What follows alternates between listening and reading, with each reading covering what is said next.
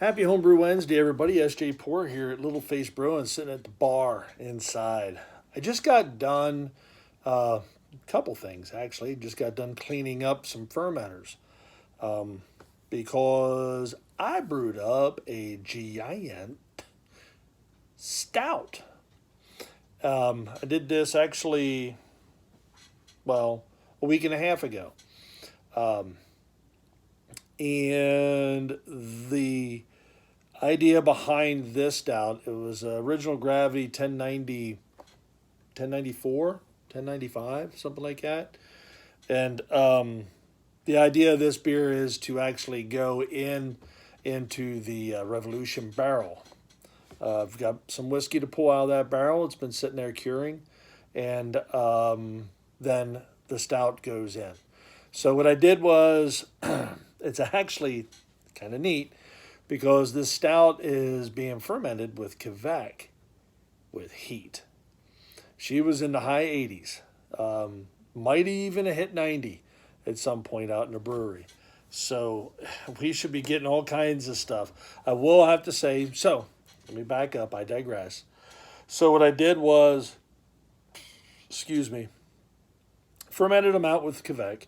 One was a Lalamade Voss, dry, and the other was a washed yeast that I got from Mike Dean. I've done a couple beers with that yeast, and that was the last of that one. I don't think I have any more of that left. This was the last go of that. Now, with that said, the Voss, oh my God, went insane. It made a hell of a mess. I had to clean up the next day. Within 24 hours. I think the mess was actually made in 12 hours. The washed one lagged just a little bit and then took off at about 36. I mean, it was fermenting in 24 hours, so I wasn't worried about that. But it didn't go as crazy as the Voss did. So I'm curious to see how that works out. What I have right here in front of me is samples from them both. This is black as night, and this is the Voss, and this is black as night, and this is the washed yeast, which I think was a Hordenthal, but I'm not exactly sure, and I probably mispronounced that horribly.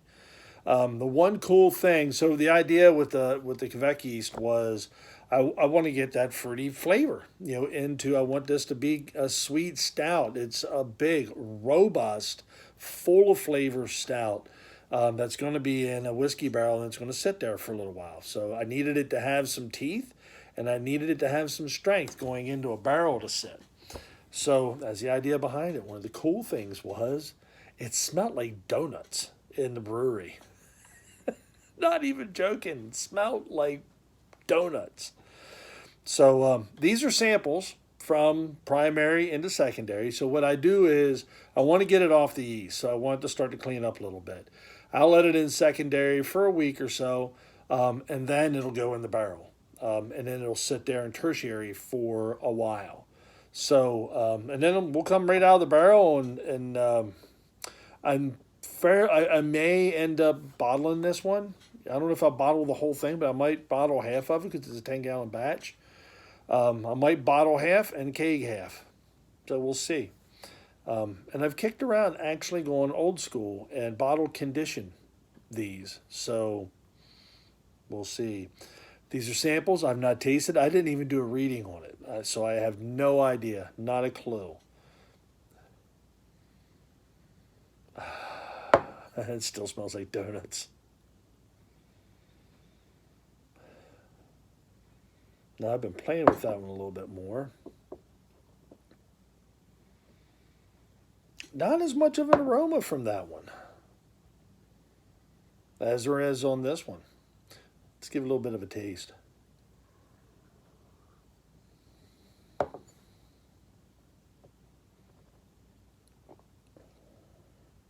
Oh. Ooh, lots of chocolate.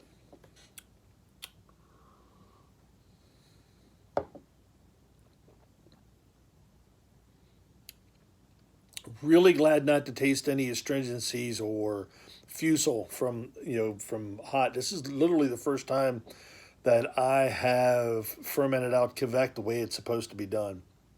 Um,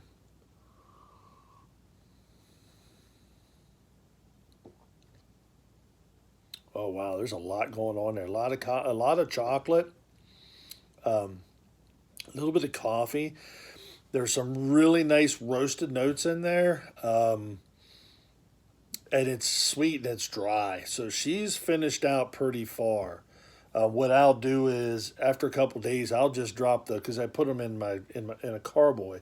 I can taste the heat. There's some booze in this. There is some serious booze in there. I'll just drop the hydrometer down in the fermenters, in the carboys, and see if I can get a reading off of there. Off of there.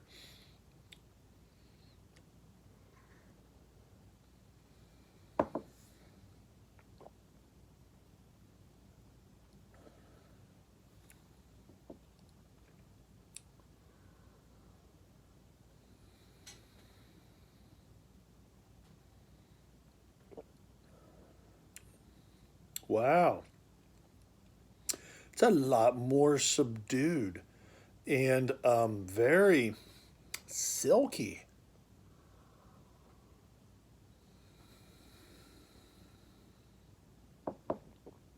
Now these will blend together in the barrel. I have enough room to put both of them in there. Wow. Okay.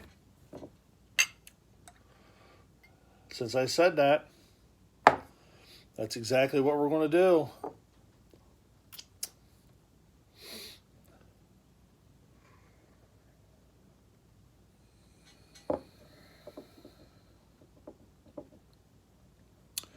I think the Voss finished out further down than the washed one. The blend is super nice. I am getting a silky milk, almost milk chocolate, um, and slight coffee.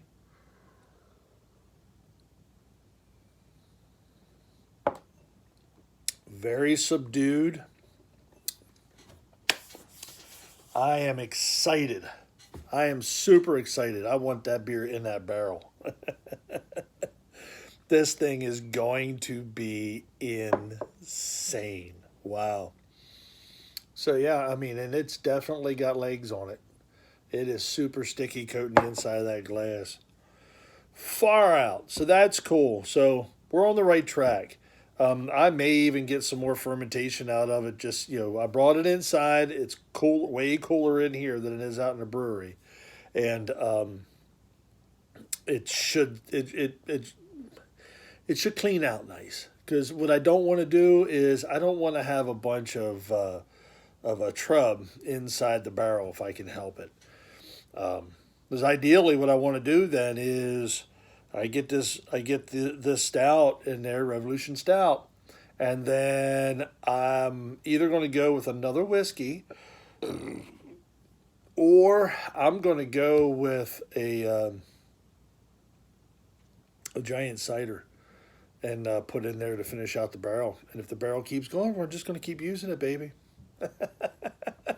We're just keep using it. If it keeps producing, we're going to just keep using it. It's the Revolution. It's the Revolution barrel. It's the Revolution Stout. So cool, folks. Hope you enjoyed this Homebrew Wednesday. Sitting here with a little chat, sitting at the bar, Little Face Brewing. Hope you're enjoying your Wednesday. I know I am, especially now that I'm all cleaned up. I got 2 full CO2 bottles, and I tend to blow through CO2 because I'm not diligent on shutting my valves off either way. Anyhow, this is SJ Port, Little Face Brewing. Enjoy the fruits of your labor, folks. Brew beer. Brew wonderful beer.